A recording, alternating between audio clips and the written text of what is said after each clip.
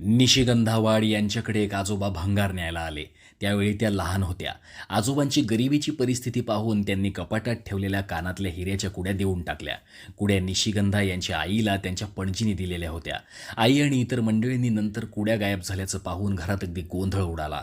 नेमक्या त्याच वेळी निशिगंधा शाळेतून आल्या, पण आपणच त्या दिल्या हे सांगण्याची त्यांची हिंमत होत नव्हती.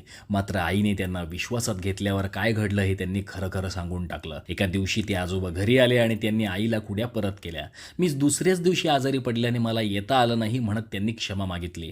तुम्ही परत केलं नसतं तर तुमचं आयुष्य सुखात गेलं असतं असं निशिगंधा यांच्या आईनं सांगितलं. तेव्हा ते म्हणाले की मी वारकरी माणूस आहे, असं केलं असतं तर मग मी पांडुरंगाला तोंड दाखवू शकलो नसतो. आजोबा गेल्यावर निशिगंधा यांना आईने सांगितलं की दान करणं ही अतिशय उत्तम गोष्ट आहे, मात्र ती दुसऱ्याच्या नाही तर स्वतःच्या कमाईतल्या संपत्तीतून केलेलं दान असावं. निशिगंधा यांची हिऱ्यांच्या कुड्या देऊन चूक झाली का हे कमेंट करून नक्की सांगा.